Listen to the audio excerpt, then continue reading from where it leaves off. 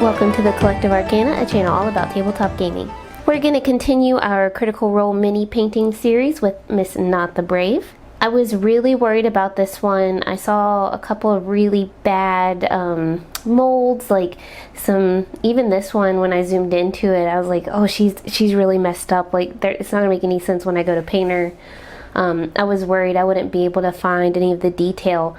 But once I got the paint on her, like, it made a lot more sense. So don't be afraid of Nott. There are a couple of things I do want to note though in this video.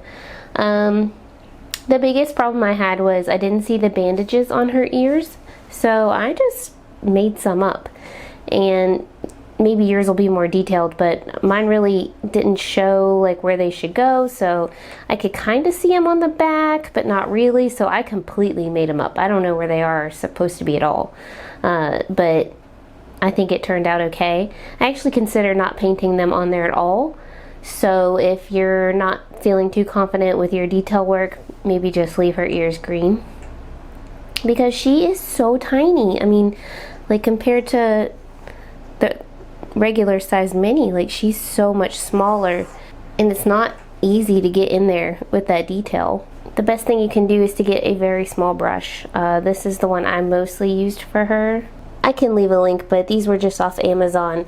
I don't think I could have pulled this off without a very, very, very tiny brush. This is smaller than a size 0, so.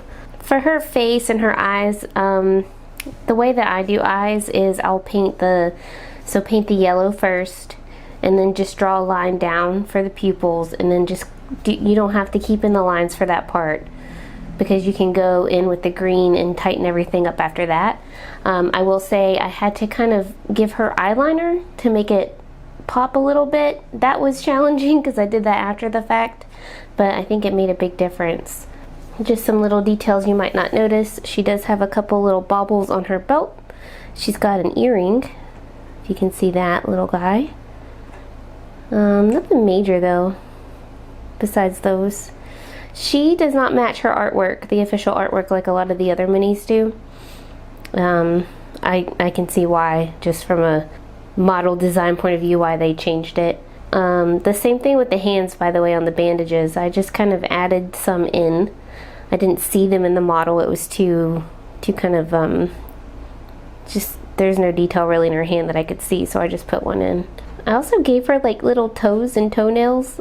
That was probably not necessary.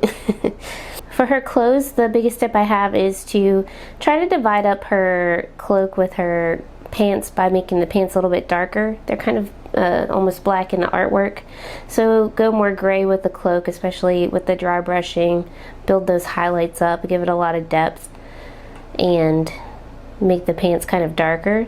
And then I just kind of went through with that gray and painted on some wraps and stripes to give it some more depth. I had to make up a couple of those too, but you could just dry brush.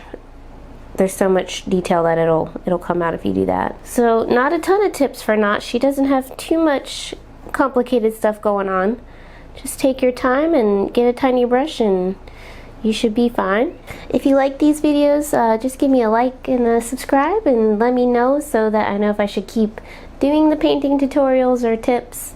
I know we've done a lot of Pathfinder content, but we paint minis as much as we play Pathfinder, so I'm happy doing all kinds of content. It's just D&D all the time in this house. So anyway, thank you guys so much for watching. We'll see you next time.